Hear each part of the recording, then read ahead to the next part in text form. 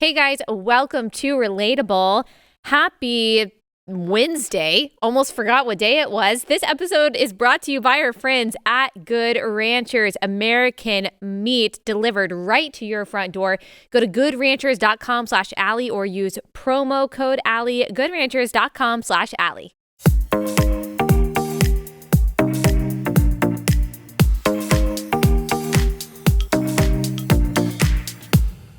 Okay, guys, we've got a lot to talk about today. I don't even know if we're going to have time to talk about all the things that I want to talk about. I originally wanted to dedicate this episode to female issues. And by female issues, I am talking about women in sports and men who are pretending to be women, specifically this person named Lia Thomas, who is a swimmer at the University of Pennsylvania. We've talked about this person before.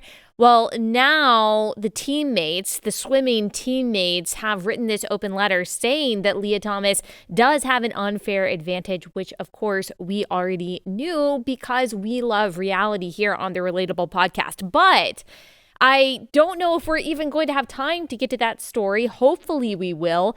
But I realized last night that I really want to talk about this crack pipe story. Free crack pipes for racial equity, crediting the Biden administration for this amazing headline that I read in the Washington Free Beacon. I really want to explain this story and talk about that first, and then we'll get to the other stuff. There's also this tweet that's circulating on evangelical Twitter about female modesty. I was going to get into that. So who knows? Who knows if I'm going to be able to get into those female-centric stories, because I have a lot to say about this crack pipe story. I don't think we've ever used the phrase crack pipe on Relatable. It just hasn't been relevant to the things that we want to talk about. And crack pipes for racial equity surely has not been a phrase that I've used because that does not enter into the minds of sane people. But we are not led by sane people. As I've said a few times, we are truly in a cakeistocracy. If you don't know what a cakeistocracy is, it is where you are run by people, you are led by people who are incompetent. So the least competent people are in charge. Every day when I read the news, I realize on the right and the left that we are in a cakeistocracy, unfortunately. And this story that I first read in the Washington Free Beacon and now has been picked up by several outlets is perfect evidence of that. And now I know that I'm kind of being silly and sarcastic, but this is a serious story. It has huge worldview implications. And as Christians, we have to care about this because this has to do with people. Of course, all policy has to do with people, it has an impact on people, but we're truly talking about some of the most vulnerable people in our society, the people that of course, we're supposed to care about everyone, but we want to be voices. We want to be defenders. We want to be advocates for the most vulnerable people in our society. And this story has to do with that and our responsibility as Christians to these people. So let me read you some of this reporting. As I said, it's very serious, but there are some funny parts, just some absurd parts to it too. And I think it's okay to laugh at the ridiculousness of all of this. So the title of this article is Biden Admin to Fund Crack Pipe Distribution to Advance Racial Equity. I thought that this was a Babylon Bee title. I don't think, and I'm not trying to offend the writers of the Babylon Bee who are hilariously creative.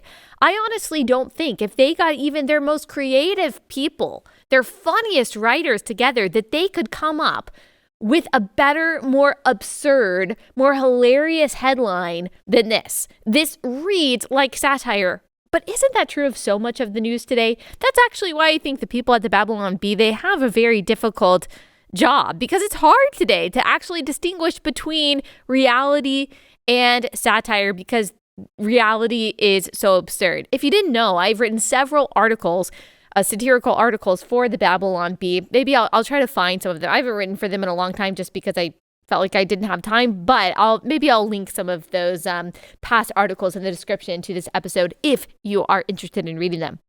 So this is a real headline. Biden admin to fund crack pipe distribution to advance racial equity.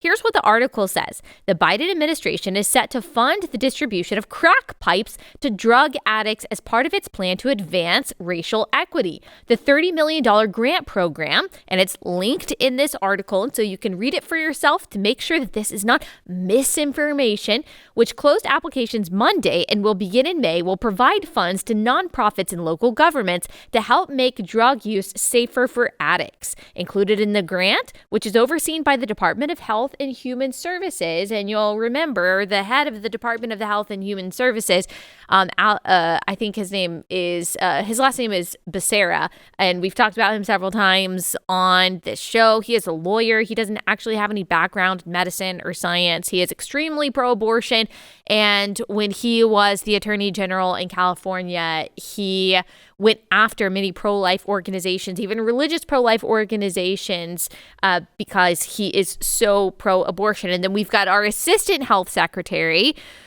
whose name is Rachel Levine. Sorry, it's hard for me to say that seriously. We've also talked about this person several times. You can look up Rachel Levine and you can tell me if you think this person should be in charge of the country's health. So it doesn't really surprise me. We've got these two people that are running the Department of Health and Human Services, and they're ideologues, and they don't seem to know a whole lot about health, and they are overseeing this $30 million grant program. The funds in this program are for, quote, smoking kits and supplies. The article goes on to say a spokesman for the agency told the Washington Free Beacon that these kits will provide pipes for users to smoke crack cocaine, crystal meth, and any illicit substance. HHS said the kits aim to reduce the risk. That's the propaganda phrase that you will hear: reduce the risk, risk reduction. So they say that it aims to reduce the risk of infection when smoking substances with glass pipes, which can lead to infections through cuts and sores. Applicants for the grant are prioritized if they treat a majority of underserved communities, including African Americans and, quote, LGBTQ plus persons, as established under President Joe Biden's executive order on, quote, advancing racial equity. Democratic-run cities such as San Francisco and Seattle have distributed smoking kits to residents. Some local governments, however, have in recent years backed away from their smoking kit programs over concerns they enable drug use. That's so crazy. I don't see the connection at all. Louisville, Kentucky, for example, allowed convenience stores to sell smoking kits, but later banned them. Legislators in Maryland ditched their distribution plan after facing backlash from local law enforcement and African American leaders. Funding for the, quote, harm reduction grant program, that's another phrase, risk reduction, harm reduction grant program, is provided through Democrats' American Rescue Plan. I mean, there couldn't be a more Orwellian name for this: American Rescue Plan, providing crack pipes for equity, which the Senate passed along party lines after Vice President Kamala Harris, maybe just a little slip there, cast a tie-breaking vote. Other equipment that qualifies for funding includes syringes, vaccinations, disease screenings, condoms, and fentanyl strips. The grant program will last 3 years and includes 25 awards of up to $400,000. An HHS spokesman declined to specify what is included in the smoking kits. Similar distribution efforts provide mouthpieces to prevent glass cuts, rubber bands to prevent burns, and filters to minimize the risk of disease. It is against federal law. Okay, these last two lines, this is in the article, okay? I'm quoting, and they're funny. It's sad, but it's funny. Okay, quote, "It is against federal law to distribute or sell drug paraphernalia unless authorized by the government." Oh, that is such a good example of why corrupt big government is so awful. It is against federal law to distribute or sell drug paraphernalia unless authorized by the government. Amazing. Last line of this article. Gold. They really buried the lead here. President Biden's son, Hunter, is a longtime user of crack cocaine. That's how the article ends. And a lot of people were talking about that on Twitter yesterday. Again, I'm not trying to make light of this because it's very consequential and it's very, very sad. This is a very sad story, but there are such absurd, ridiculous parts of this that I think it's okay to laugh because it's actually true. It's well documented that Hunter Biden is a user of crack cocaine. And I don't want to make light of someone's addiction. A lot of people have family members who are, unfortunately, they've suffered from addiction for a very long time. They've tried to get help. They've been unable to get help. And we should have all of the compassion in the world for that. But let's point out the hypocrisy here and the absurdity here in all of this. I think that is very appropriate too. Now, I want to get to the question of, well, does this really work? Because as a thinking person, I think that should be our question.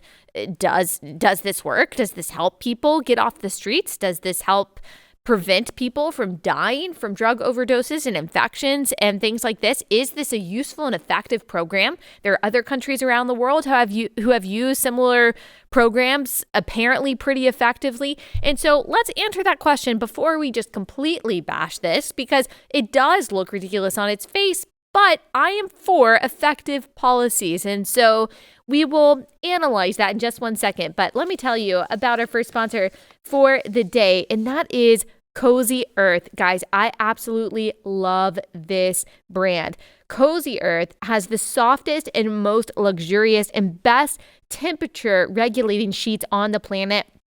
It's like sleeping on a cloud. And guys, I really can attest to this. Again, I don't tell you that I use a product if I don't really use a product. We use our Cozy Earth sheets. I can always tell. We have, a few different kinds of sheets, and I can always tell when I've chosen the Cozy Earth sheets. You can just feel it. It makes such a difference. I love our sheets. Made from super soft viscose from bamboo, Cozy Earth sheets really breathe. So you can say goodbye to hot flashes and night sweats. Cozy Earth bedding was invented to sleep at the perfect temperature.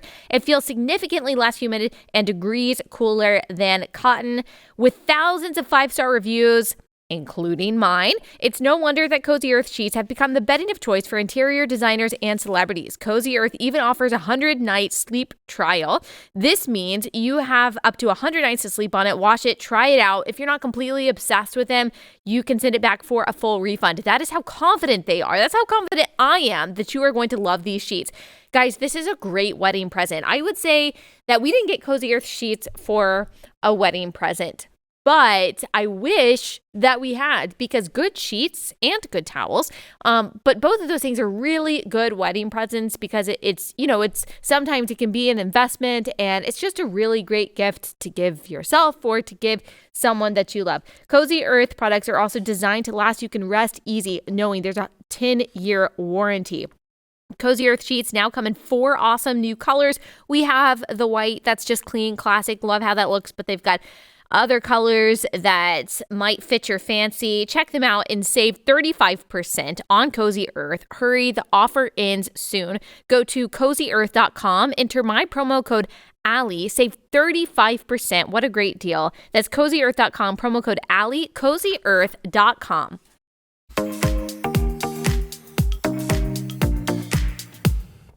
So you guys might be familiar with Michael Schellenberger. He is the author of San Francisco, and he spent a long time as a progressive activist. He even worked for organizations that were funded by George Soros.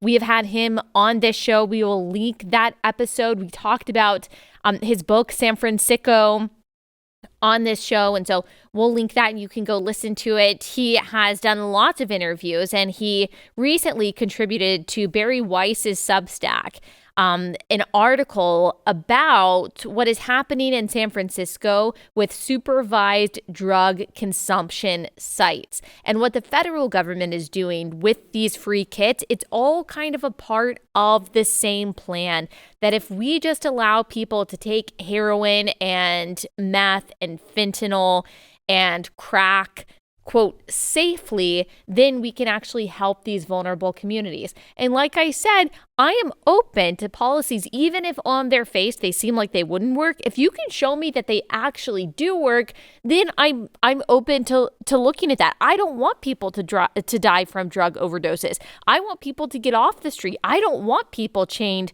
to addiction. I would say that most thinking people don't.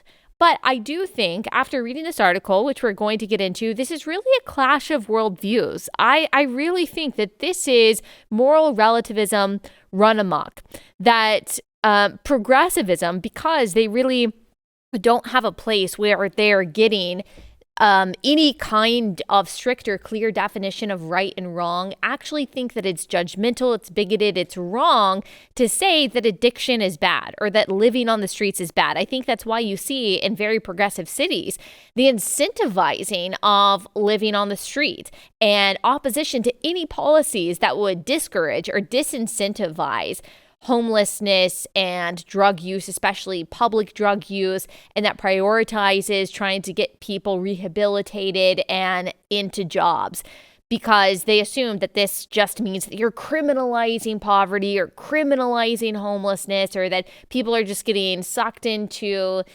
incarceration. And that's really not what it's about. I do believe that if the law has a place, and I think it does, it should be in incentivizing people to live clean lives and productive lives. I have seen interviews Michael Schellenberger has done on the street interviews with some of these addicts and drug dealers in places like San Francisco and in other very progressive cities across the country. Tucker Carlson showed a couple of those last night, and it just broke my heart, because these people, when they are at all lucid, when they do have any clarity of speech and clarity of mind, I mean, you can tell they're drug addicted just because physically, their teeth, their face, their posture, you can tell that they are suffering from addiction. But one of the guys that was interviewed on Tucker Carlson last night, I mean, you can just tell by his vocabulary, by his ability to express himself, that even though he looks so downtrodden and very sick, that he's a smart person.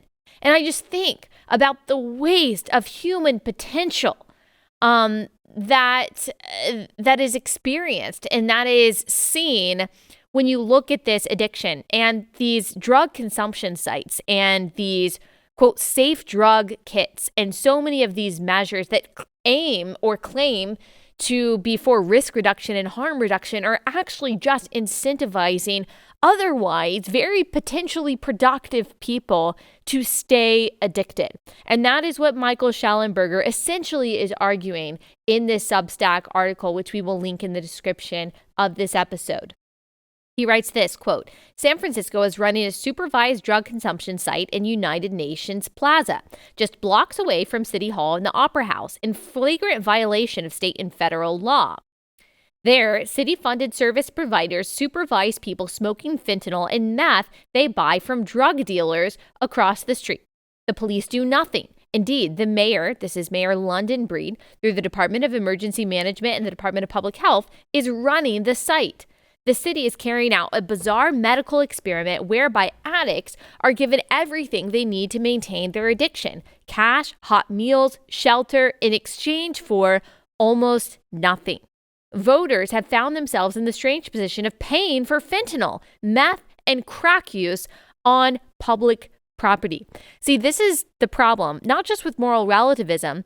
While it's inextricably intertwined with moral relativism. When empathy, and I would argue superficial, cheap definitions of empathy, are leading all of your policy positions, you get something like this, where you are simply facilitating what is objectively a deadly and a dangerous and a damaging lifestyle that doesn't just affect these individuals who are dealing the drugs and consuming the drugs, but affects the community as a whole, affects the children that are trying to live safely in this community. This is the consequence of that. You cannot only push policies based on what feels good, based on simply facilitating the kind of lives that people want to live. That's what progressivism does, though. That's why every single city that is run by progressive mayors, progressive DAs, and progressive city council members, why they are all like this, or at least they're heading that direction. Portland, Seattle, Denver, Austin, Pittsburgh, DC, New York City, Boston, all of these cities that are run by these progressive politicians are all heading this direction. And that's why I honestly don't understand why any well-meaning person would vote for a Democrat at this point. Like, how can you not see that the cities that are run by Democrats and have been run by Democrats for a very long time are places that you would never want to live with your family? Of course, the rich parts of these cities are, for the most part, fine. But I think in places like San Francisco, the damage and the deterioration that you're seeing because of these policies is now reaching into the rich parts of the city, which is why you see even Democrats in San Francisco kind of pushing back on this. Once it starts to affect you, once it starts to actually affect the elites, which for the most part, Democratic policies don't. They are most damaging to the people that they say that they're trying to help, like the poor and the marginalized, people on the fringes of society. Once the policies really start affecting rich people, that's when you see Democrats saying, okay, we understand that our progressive policies have really run amok. I think, by the way, I know I'm inserting a separate conversation in here. I think that's part of the reason why you are seeing some Democrats roll back COVID restrictions. One, I think it's because the midterms are coming up this year and they know it's unpopular. And so they're going to let the country get in a better mood before the midterms. And they're going to do some disaster in September, October to make sure that people are motivated for Republicans. That's how it goes. It's very tired at this point. But I also think it's because you even have powerful Democrats and probably rich Democrat donors who are tired of their kids having to wear masks at school. So I know I'm very cynical, but I think that's part of the reason why Democrats are doing what they're doing in regards to rolling back COVID restrictions. And how that relates to what we're talking about is that is when you start to see some progressives and some liberals speaking up about the damage of progressive policies. When the rich people, when the elites in their party start to be affected and start to complain, that's when they start kind of speaking up and doing something about it. That's probably why Mayor London Breed said a few weeks ago, we've got to do something about this BS that is ruining our city. And as Michael Schellenberger notes, she hasn't actually done anything about that. So he goes on in this article. If you're coming into a place that's supposed to guide you toward the end of seeking, so now he's quoting someone right now. If you're coming into a place that's supposed to guide you toward the end of seeking treatment and recovery, and there are people using drugs around you, which is what happens in this drug consumption site, that becomes an incentive to keep going, said Stanford University School of Medicine addiction expert Keith Humphreys. It's like trying to have an AA meeting in a bar. And so these, quote, risk reduction sites and, quote, risk reduction kits that are now being handed out by the federal government thanks to our tax dollars, really, it's incentivizing people because it's making it easier to be around other drug users and be around other drug dealers. And so if the goal, if even just the stated goal, the ostensible goal is to get people to stop using drugs and to stop being addicted, you wouldn't do this. You wouldn't do this because it's just making it easier for people to be around other people that are doing drugs. As this addiction expert from Stanford University says, it's like trying to have an AA meeting in a bar. It just doesn't work. The article goes on to say, San Franciscans have been fed the line that people are not on the street primarily because they are addicts, but because of high rent and lack of housing. I mean, even if that were true, that is also because of progressive politicians and the policies that they have pushed in the state of California. The most powerful proponent of this view, Michael Schellenberger says in this article, is Jennifer Freidenbach of San Francisco Coalition on Homelessness. She blocked the closure of open drug scenes, calls people who disagree with her fascists and racists, of course, and organizes protests at the homes of politicians. She says they're screaming for housing, she says about the city's homeless population.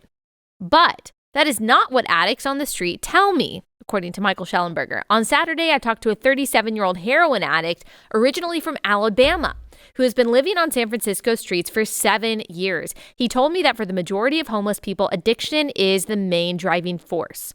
The so-called housing first approach pioneered in San Francisco doesn't even keep people housed long-term. In the spring of 2021, a team of Harvard medical experts found that after 10 years, just 12% of the previously homeless remained housed. It is not about a lack of housing. For the vast majority of homeless people, unfortunately, It has to do with mental illness in some cases. It has to do with a variety of scenarios, but really the driving force, and we see this not just in San Francisco, but again in progressive cities across the country, addiction is the driving force. And so we're just feeding that. In 2018, a National Academies of Sciences review of the scientific literature of Housing First concluded that there was no substantial evidence that the policy of Housing First contributes to improved health outcomes. This shouldn't come as a surprise, given that it doesn't deal with addiction. So, what are the worldview implications of all of this? Well, we've already alluded to them. We already touched on them a little bit. I think, once again, we are seeing the consequences of the secular progressive and secular humanist, I think ironically labeled worldview, that basically says that there is no objective right and wrong. There is no right way to live. And the loving thing to do, the compassionate thing to do, is simply to help people live exactly how they want to live and how they feel like living. If you really loved someone, is that the stance you take? If your child was suffering from addiction, would you do everything you can to simply make them more comfortable in suffering from addiction? Now, I understand maybe you'd say, well, they're going to use drugs anyway, so let's at least help them, stop dying from infections. I mean, I guess you could try to make that argument, but they're just going to die from an overdose. And as this article also says by Michael Schellenberger, that these drug consumption sites aren't actually reducing the number of people who are dying from drug overdoses. They're just doing it under supervision to make sure, I guess, they have clean needles. But look, we're still looking at deadly drugs, and there is no way to do meth, to take fentanyl safely. There just isn't.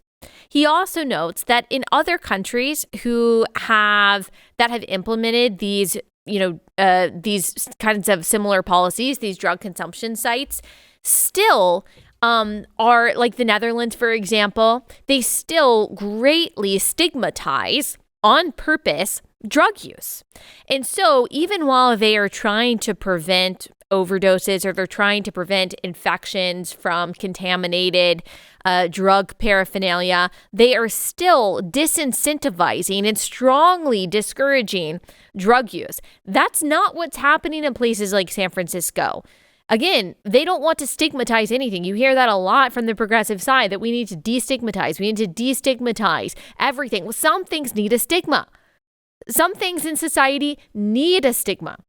But it just seems like this is the far left attempt at making people unable to work, unable to be productive, and just dependent upon the government, so that they can say anyone who wants to take away these programs that supposedly help these marginalized communities are heartless.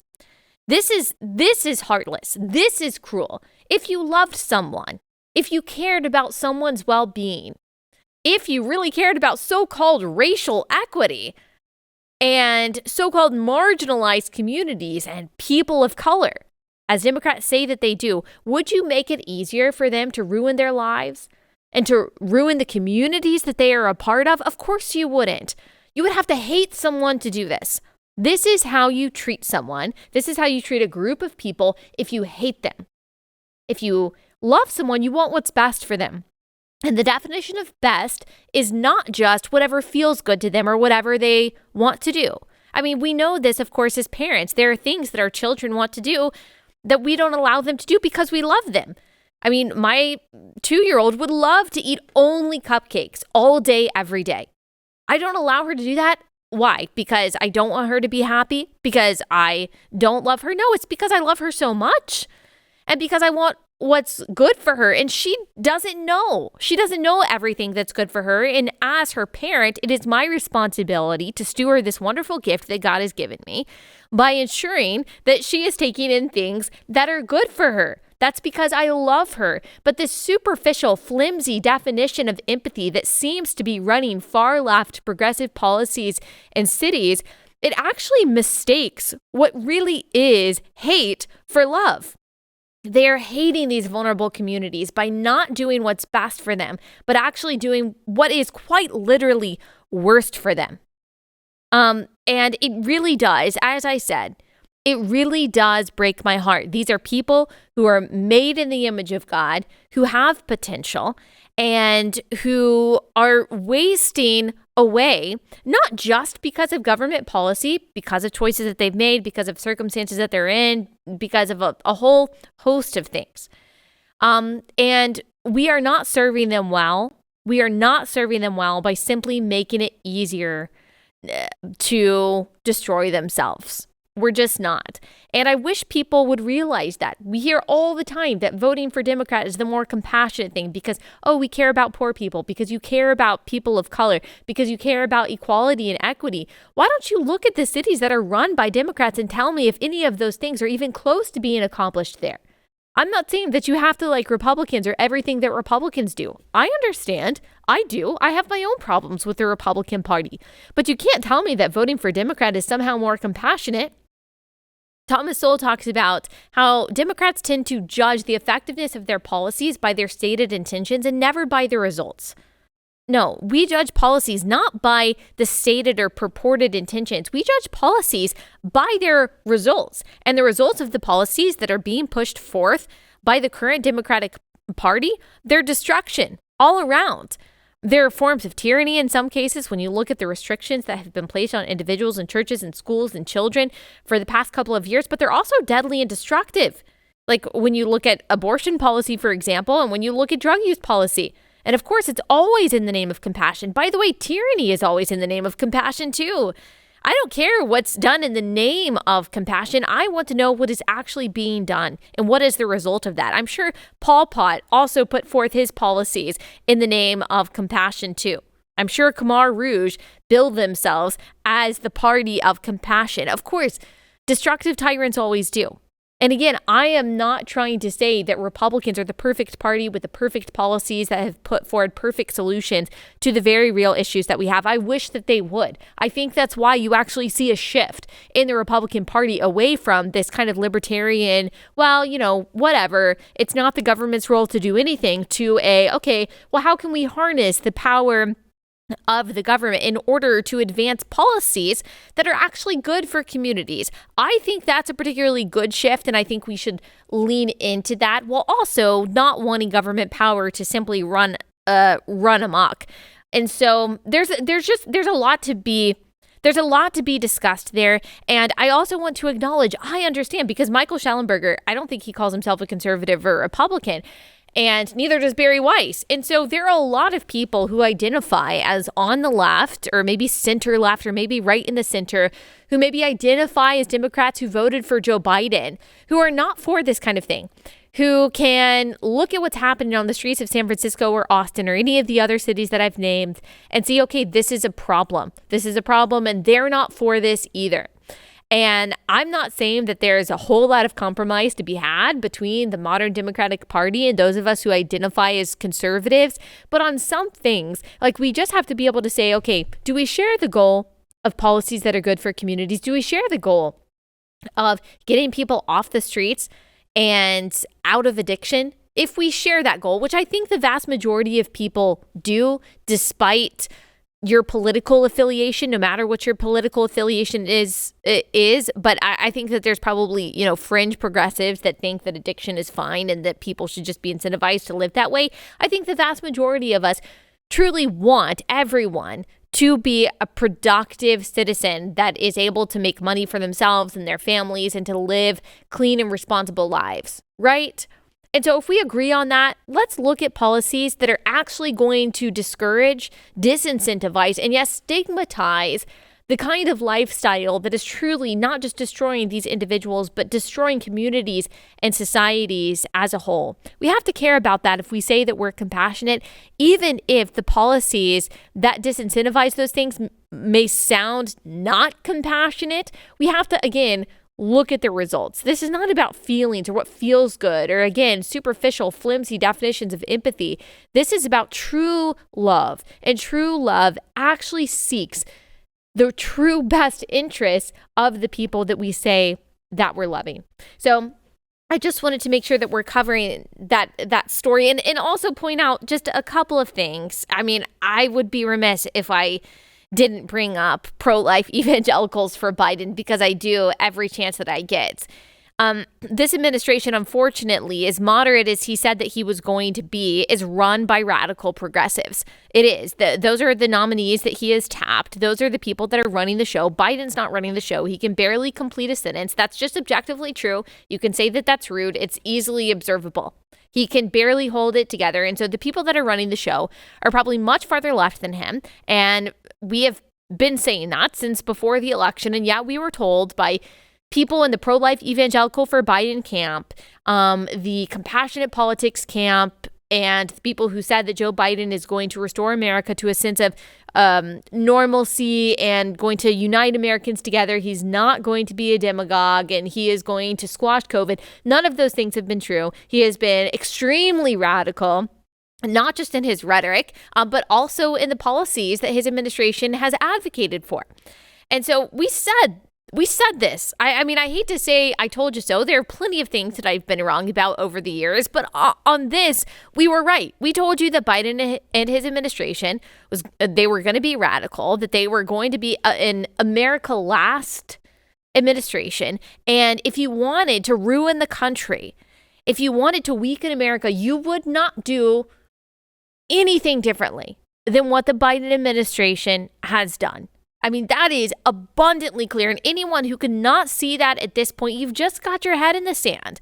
Or maybe you just so badly want to justify and defend your vote, and you still want to believe that you did the right and the compassionate thing, that you refuse to see what is so blatantly in front of you. Just admit Joe Biden is doing a bad job. Everything is just tangibly worse, and even intangibly worse. Like everything just feels dark and depressing a little bit. Not that there's not a lot of happiness in life, because there is. I have a very happy and wonderful life, but just everything is more expensive and more burdensome and more absurd than it was even when Trump was president. I mean, the decline has been very precipitous, and that is why, of course, Joe Biden has such low ratings.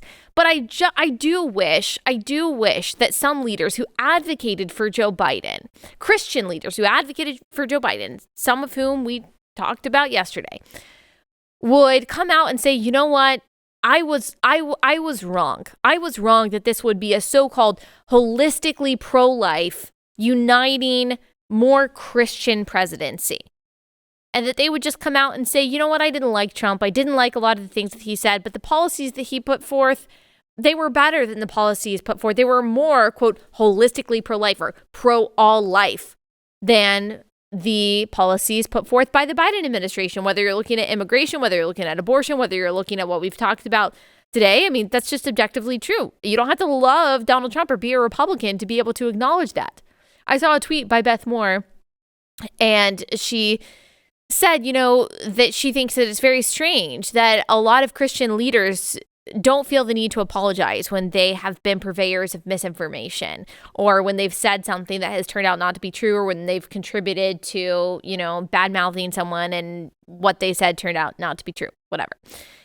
And I just think that that is really interesting, because I have a feeling she's not talking about the people that I think of when that comes to mind.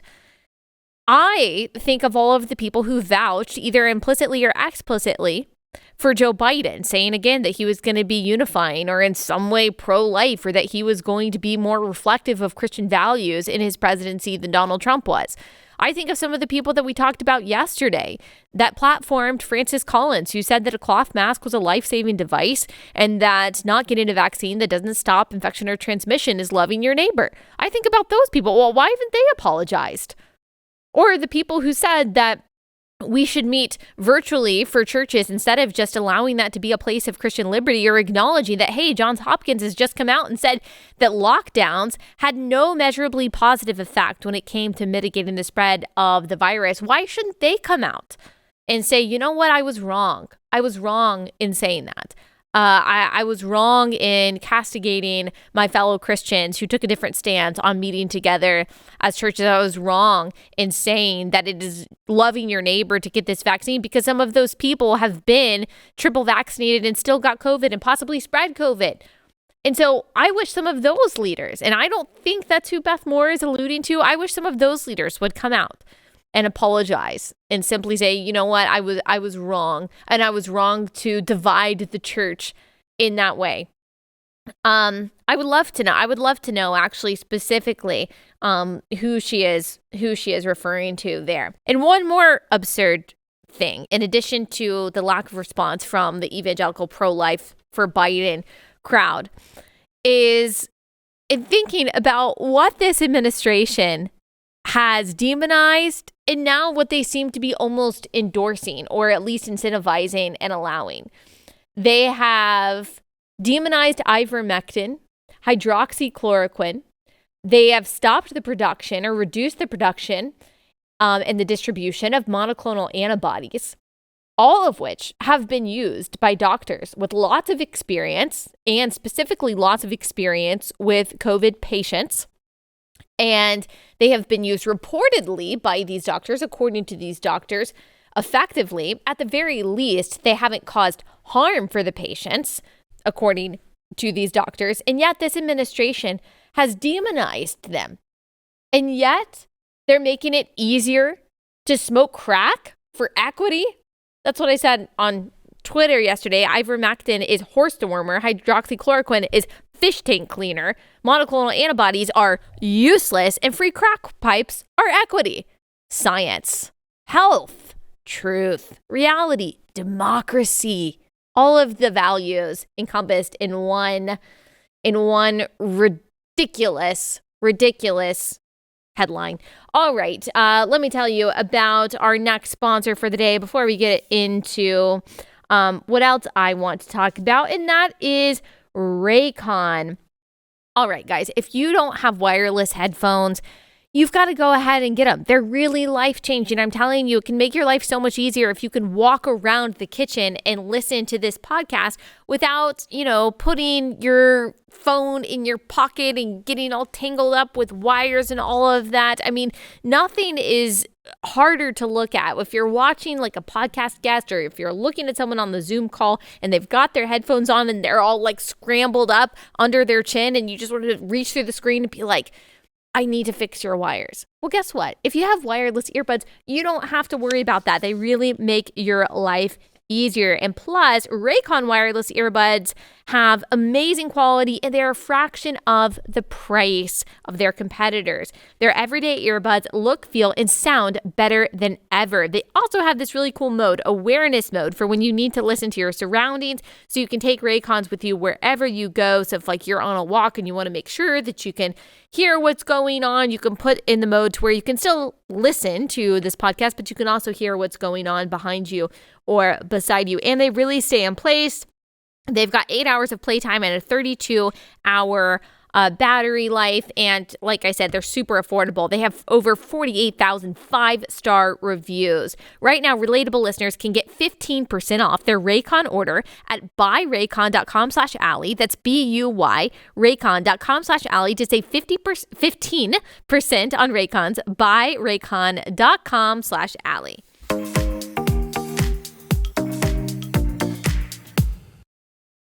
Okay, so I actually think that's all that we have time for today, rather than get into this whole other story about Leah Thomas. I'll save that for another day. I'm going to do an extra episode on Friday because I have so much that I want to talk about this week, and I didn't have a new episode on Monday since we did a part 2 on Monday. Definitely go listen to that, by the way. I share the gospel. I talk about the gospel with an atheist, with James Lindsay. We talk about theology. Go listen to that. But I didn't get in everything I wanted to talk about this week. And so we're going to do an extra episode on Friday in which maybe I'll talk about this Leah Thomas story, or maybe we'll talk about the Canadian convoy. Tomorrow we're talking to Scott Atlas. I'm super excited about that. And he's going to pull back the curtain on the pandemic response and the history of that super fascinating book that he has out. I'm really, really excited about that conversation. But I think I'm going to save that conversation and the other conversation about Leah Thomas, and also that tweet about modesty that's been going around, that also, speaking of Beth Moore, that she responded to. I think I'm going to save that for Friday or maybe even Monday. Who knows? There's always, people ask me all the time, Or do you ever feel like you run out of content? Do you ever wake up and you're like, I have no idea what I'm going to talk about? Sometimes I don't know what I'm going to talk about when I wake up, but I never run out of things to talk about. There's just always so much to cover. And you guys also ask me, do you just get tired of talking about it? Sometimes I do, but honestly, like, this gives me energy. I love recording this podcast. I think that if I didn't have an outlet to talk about these things, I'd probably just like talk to myself, or I talk to my husband even when he's got his headphones in, because I just have to get out my thoughts about all of this. All right, last sponsor for the day, and then we will get out of here after a final message. That last sponsor for the day is, of course, Good Ranchers. So, as I mentioned earlier, things are more expensive right now because inflation is out of control. And as we've talked about, the government actually wants it that way. It's better for them. But unfortunately, it's not better for us. That means that prices are up, including prices in the grocery store.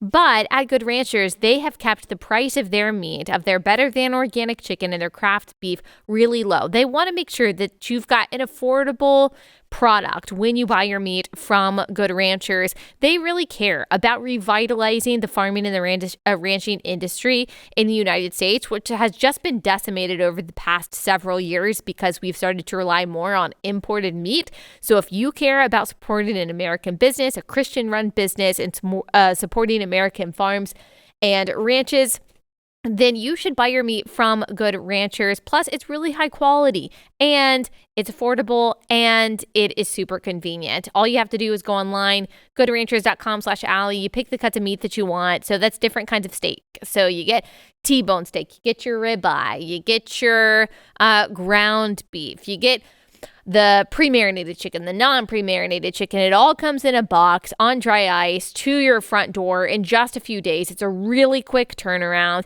And then you put it in your freezer and you've got at least one thing that you know that you can eat for dinner that you just don't have to think about. I'm always looking for ways to make my life easier and to save time. Good Ranchers helps us do that. They've got a new deal that's going on right now. You can get $25 off their already low prices by visiting goodranchers.com/Allie. You can do a one-time order or subscribe and save an additional $25 on each box. So get your $25 discount today. Go to goodranchers.com/Allie to save on the quality you've been missing.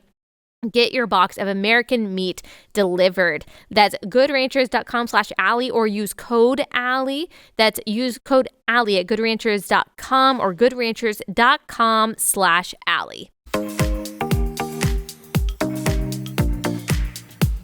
All right, guys, thank you so much for listening. Make sure you go back and listen to Monday and Tuesday's episodes if you haven't done that already. Subscribe on YouTube if you currently don't. And please, if you love this podcast, leave us a 5-star review. Tell us why you love it, or you don't even have to say why you love it if you don't have time. Just leave us a 5-star review. It means a lot. Thank you guys so much. We will be back here tomorrow.